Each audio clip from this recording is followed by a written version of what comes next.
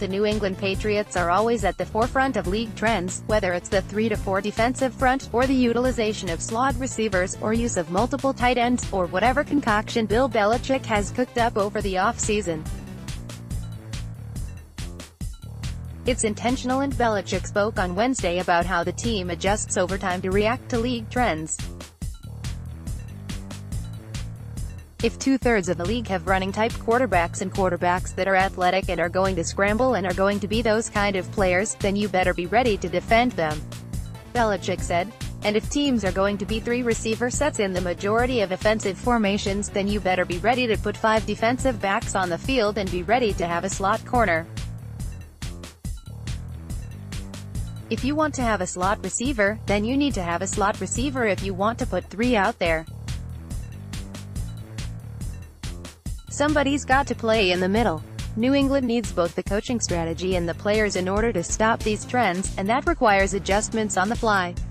The Patriots used to get gashed by mobile quarterbacks, until they figured out how to use a 5-man defensive line to both contain the quarterback and the running game.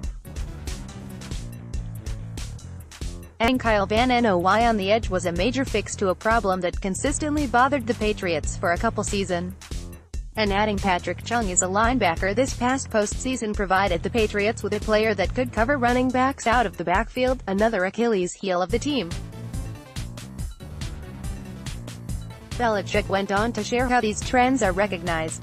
Usually, the trends have to hit you in the face, Belichick noted.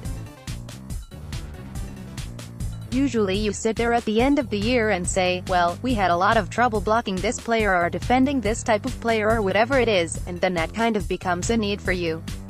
Either we have to change our scheme to do this, which probably isn't that easy, or you would have already done it, or we have to have another certain type of player on our roster that we don't currently have that has a certain type of skill set. A clear example is how the Patriots had a lot of trouble defending the interior pass rush against the Denver Broncos in the 2013 postseason, as Malik Jackson and Derek Wolfe pressured Tom Brady all day.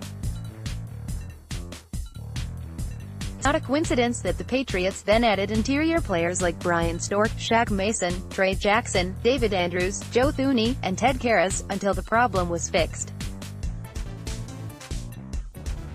New England also compensated for the interior pressure by getting rid of the ball more quickly thanks to pre-snap reads, which is a strategic decision that's now spreading around the league. The butterfly effect of the shortened time to throw is that opposing pass rushes are not as impactful, unless there's good, complementary coverage that forces the quarterback to hold on to the football. This concept isn't novel, but as teams pour resources into their defensive front, the Patriots are investing in a secondary that can force quarterbacks to hold on to the football. Another trend that the Patriots are capitalizing on? The shrinking size of linebackers in order to cover more agile tight ends in the passing game.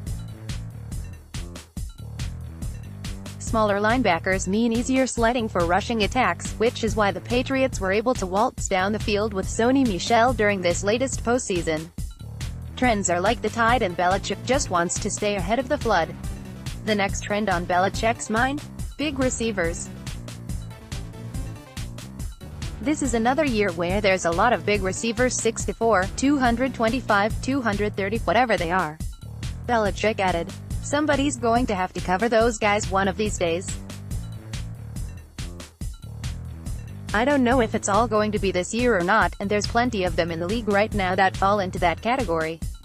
Recently, it seems like there's a little bit more of an emphasis towards the smaller, quicker slot receivers. So, better find somebody to cover those bigger guys, too, and vice versa. As defensive backs got smaller and quicker to handle slot receivers like Wes Welker, Danny Amendola, and Julian Edelman, other offenses have adjusted by putting larger players in the slot like Marcus Colston, Larry Fitzgerald, and Amari Cooper. And as more and more large receivers enter the league, defenses are going to have to adjust for their size and defend the jump ball. One way to avoid that issue is to not overcorrect for these trends. We have our standards at each position, so height, weight, speed and other criteria are a standard, Belichick said. Some players are below that standard and are good football players. Some players are below that standard and aren't good players, so that's not the final evaluation, but it is a standard. Belichick went on to note that standards have changed as players have gotten larger and faster, but the idea of a standard remains, and the goal of evaluating what a player's total performance is going to be is still the goal. That's why the Patriots have continued to draft larger linebackers like Donta Hightower, Jamie Collins, and Jawan Bentley, and acquire Van Noy, because a more involved running game is right around the corner. New England will be ready. Sony Michel is already taking advantage of smaller defenses.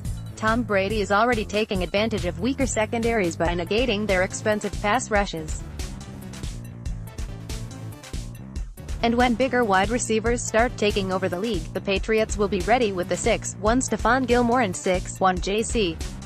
Jackson. And they'll still be capable in this slot with the 5'11" Duke Dawson and 5'10" Jonathan Jones. There were more trends in 2019, with teams watching film of the Kansas City Chiefs and Los Angeles Rams to decide the next RPO-like craze. Fortunately, Belichick and the Patriots have some recent experience in stopping both of those teams. They'll be just fine.